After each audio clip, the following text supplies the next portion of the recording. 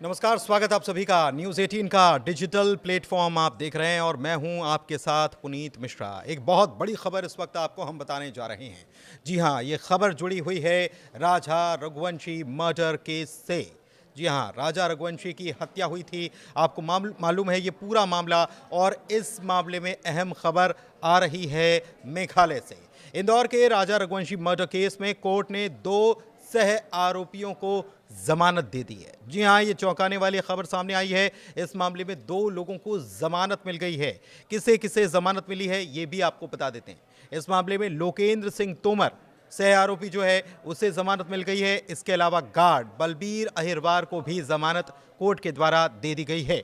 लेकिन Shalom James को न्यायिक हिरासत में भेज दिया गया है। अब इससे पूछताछ की जाएगी। शिलोम जेम्स की से पूछताछ इसलिए की जाएगी क्योंकि ये शिलोम जेम्स वही है जिसने सबूत को छिपाने के लिए साजिश रचने का काम किया और उनको जलाने का तक काम किया था। इसके अलावा गहने जो हैं सोनम के, वो भी उसके पास से मिले हैं। दरअसल इंदौर के रहने वाले राजा रघुवंशी की हत्या के मामले में नए अपडेट सामने आए हैं। इस हाई प्रोफाइल केस में न्यायिक मजिस्ट्रेट प्रथम श्रेणी DKK मिसिल की अदालत ने 2 सह आरोपियों लोकेंद्र सिंह तोमर और बलबीर अहिरवार को जमानत दी। लोकेंद्र सिंह तोमर इस मामले में गिरफ्तार होने वाला 8वां आरोपी था। इससे पहले बलबीर और शिलोम जेम्स को गिरफ्तार किया गया था। लोकेंद्र सिंह तोमर का ही घर था जिसके घर पर सोनम रुकी हुई थी। उसी फ्लैट पर सोनम रुकी थी जो लोकेंद्र सिंह तोमर का था, और इसे दिलाने का काम शिलोम जेम्स ने किया था। और वहीं पर फ्लैट का लोकेंद्र उस फ्लैट का मालिक है जहां पर हत्या के बाद सोनम रघुवंशी ने शरण ली थी, इंदौर पहुंची थी। आपको याद होगा कि मेघालय में ये पूरी हत्या की वारदात अंजाम देने के बाद ये खबर सामने आई थी कि सोनम फिर वापस इंदौर चली गई थी, और यहीं पर इसी फ्लैट पर लोकेंद्र सिंह के ही फ्लैट पर सोनम ने शरण ले रखी थी। बलबीर उस इमारत का सुरक्षा गार्ड है, और जो रिपोर्ट्स आ रही है उसके मुताबिक उसकी इमारत के एक फ्लैट में सोनम रघुवंशी 30 मई से 7 जून तक छिपी रही, 7 जून 2025 तक छिपी रही थी।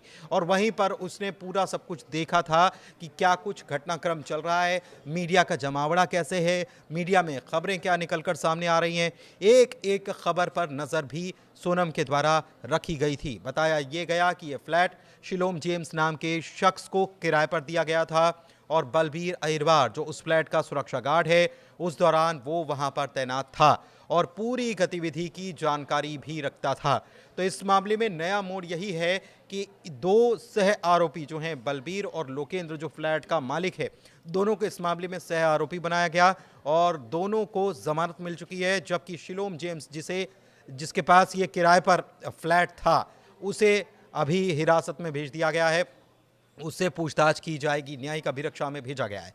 वकील जो हैं तुषार चंदा, उन्होंने ये भी बताया है कि आखिर जमानत क्यों मिल गई। सरकारी वकील तुषार चंदा के मुताबिक दोनों सह आरोपियों के खिलाफ जो धाराएं दर्ज थी वो जमानती थीं, और उनकी हत्या में कोई प्रत्यक्ष भूमिका भी नहीं पाई गई। अदालत को यह भी बताया गया कि इन दोनों की भूमिका केवल सोनम को शरण देने और सुरक्षा तक ही सीमित थी, और इसी आधार पर अदालत ने उन्हें जमानत पर रिहा करने का फैसला लिया है।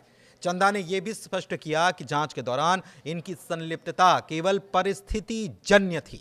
इस मामले में एक अन्य आरोपी शिलोम जेम्स को अदालत ने 2 जुलाई को हुई सुनवाई के बाद 14 दिन की न्यायिक हिरासत में भेज दिया, और शिलोम पर आरोप है कि उसने हत्या से जुड़े सबूतों को मिटाने की कोशिश की है। वो इंदौर का रहने वाला है और उसके वकील अब अगली सुनवाई में जमानत याचिका दाखिल करने की तैयारी में है। बता दें आपको कि 23 मई को मेघालय के सोहरा में राजा रघुवंशी की हत्या उसकी पत्नी सोनम रघुवंशी ने कर दी थी। ये मामला देश भर में चर्चा में भी रहा, और अब अदालत में इस मामले की सुनवाई चल रही है। फिलहाल इस मामले में 6 आरोपी अब भी पुलिस की गिरफ्त में हैं, जिसमें सोनम, राज, उसके बाकी साथी और शिलोम जेम्स भी है। शिलोम जेम्स वही है जिसने गहने छिपाए और कई सबूत नष्ट करने की कोशिश की। इस मामले में शिलोम के रतलाम स्थित ससुराल तक भी पुलिस पहुंची, जहां पर उसका एक कमरा था और वहीं पर शिलोम रुका करता था। लेकिन सवाल अब भी कई सारे अनसुलझे हैं, और इन सारे अनसुलझे सवालों में सबसे बड़ा सवाल जिस पर शायद किसी का ध्यान अभी नहीं गया हो, वो सवाल ये है कि सोनम जिसने हत्या की, हत्या करने के बाद इंदौर आई, इंदौर से जाने के बाद फिर वो दूसरी जगह चली गई, लेकिन वहाँ जाने के बाद उसने अपने भाई को फ़ोन किया था। सोनम ने अपने भाई गोविंद को आखिर फ़ोन क्यों किया था? क्योंकि इसके पहले तो साज़िश बहुत सारी चीज़ें हैं, लेकिन इन सारी चीज़ों में एक ही सवाल अब भी बना हुआ है कि सोनम ने इस पूरी वारदात को अंजाम देने के बाद कोई सरेंडर तो किया नहीं था। उसके बाद फिर वो इंदौर भी आई थी, वहाँ भी उसने सरेंडर नहीं किया। घर भी गई, वहाँ पर भी वो रुकी भी, लेकिन वो अपने घर नहीं गई। इसके सबसे बड़ी बात ये है कि भाई वहीं पर था तो उससे भी संपर्क वो कर सकती थी, वहीं पर रहकर संपर्क कर सकती थी, लेकिन वहाँ से इंदौर से निकल जाने के बाद उसने संपर्क किया। तो ये एक बड़ा सवाल ये है कि उसने संपर्क वहाँ से क्यों किया? आखिर क्या मामला था और क्या उसको इस बात का कोई पछतावा हो रहा था कि उसने ये सब कर दिया है या वो फंस गई है? लेकिन ऐसा नज़र तो नहीं आ रहा है, क्योंकि पुलिस की अभिरक्षा में जो चीज़ें निकल कर सामने आ रही हैं उनसे चीज़ें ऐसी नज़र नहीं आ रही कि उसको कोई पछतावा था, क्योंकि उसके भाई गोविंद ने भी ये बात कही है कि उसे कोई पछतावा नज़र नहीं आ रहा था। एक थ्योरी जो है इसमें नज़र आ रही है और कुछ चूँकि ये मामला, इस मामले में देखिए हम तो कोई दावा भी नहीं कर रहे हैं, लेकिन बहुत सारे आयाम हैं, बहुत सारे एंगल हैं। इसमें ज्योतिष का भी एक एंगल है और ज्योतिष के अनुसार ये बात सामने आई थी कि सोनम और राजा रघुवंशी की शादी जो हुई कुंडली के हिसाब से वो बेमेल थी। तो कई सारे ज्योतिषी इसमें और भी कूद पड़े और उन्होंने भी अपनी अपनी थ्योरी इसमें रखनी शुरू कर दी कि ऐसा होता तो ऐसा नहीं हो सकता था, या कोई उपाय किया जा सकता था, किया नहीं गया।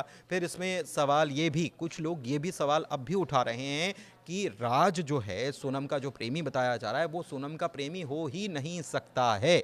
उम्र का काफ़ी अंतर है, उसकी बॉडी लैंग्वेज ऐसी नज़र नहीं आती है। एक दूसरे के ऊपर आरोप प्रत्यारोप करना ये भी सवाल खड़े करता है कि प्रेमी होता तो क्या ऐसा किया जा सकता था।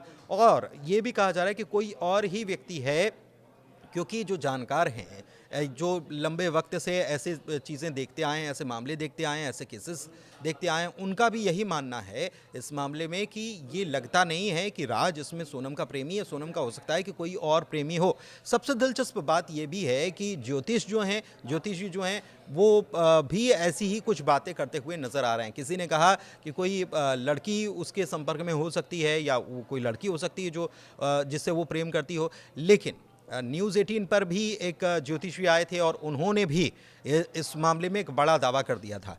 उन्होंने ये कह दिया था कि सोनम का प्रेमी जो है वो जो दिखता है उसके बारे में उन्होंने पूरा विस्तार से बताया था। अगर आप पुराने वीडियो देखेंगे तो आपको शायद पता होगा, या आप सर्च करेंगे तो भी आपको नज़र आ जाएगा, जिसमें उन्होंने बताई थी कि हाइट कैसी है, कितनी है, रंग कैसा है, उसका डील डॉल कैसा है, ये भी बताया गया था। और उसमें ये भी बताया गया था कि हो सकता है कि सोनम को ये जानकारी हो, और ये एक थ्योरी के तौर पर भी ये समझा जा सकता है कि सोनम को इस बात की जानकारी हो गई हो, किसी पंडित से उसने अपनी कुंडली मिलवाई और उसमें हो कि पति हंता योग जिसे कहा जाता है, वो योग है उसमें, और इसीलिए उसने ये किया। और उसके बाद वो शायद अपने प्रेमी के साथ सोच रही हो कि वो सुखी जीवन गुजार लेगी। लेकिन बहुत सारे मामले हैं, कई सारी थ्योरियां हैं, पुलिस जो पड़ताल कर रही है उसमें एक एक चीज़ निकलकर सामने आ जाएगी, लेकिन इसमें वक्त लग रहा है। सबसे बड़ी बात यह है, इसमें नई बात यह है कि अब राजा जो है उसके परिवार के लोग इस बात के लिए प्रयास कर रहे हैं, हाई कोर्ट भी गए हैं कि इस मामले में हो ना हो कोई ऐसी बात है जो अभी तक निकलकर सामने नहीं आई है, और उस बात को निकालने के लिए चाहते हैं कि नार्को टेस्ट हो। नार्को टेस्ट के ज़रिए ही सोनम और राज जो है उसका नार्को टेस्ट होना चाहिए, ताकि उनसे पूछताछ हो तो उन पहलुओं का खुलासा हो सके जिनके मामले में अभी तक सोनम और राज ने मुंह नहीं खोला है। फिलहाल मामले में सुनवाई चल रही है और कोर्ट इस मामले में अपना फैसला सुरक्षित रखेगा और सुनाएगा भी कि इस मामले कौन दोषी है कौन नहीं है। लेकिन अभी चीज़ें जो हैं वो जांच के दायरे में भी हैं, और इस जांच का दायरा जो है वो लगातार बढ़ता जा रहा है। कई सारे एंगल हैं जिनके छोर तक अभी भी शिलोंग पुलिस नहीं पहुंच पाई है, लेकिन कोशिश लगातार की जा रही है। और इस बीच परिवार ये चाहता है, राजा का परिवार चाहता है कि नार्को टेस्ट होना चाहिए, ताकि सोनम के मुंह से वो बातें निकल सके जिसके ज़रिए पता चल सके कि आखिर इसके अंदर वो राज कौन सा है जो अभी तक निकलकर बाहर नहीं आ पाया है। धन्यवाद।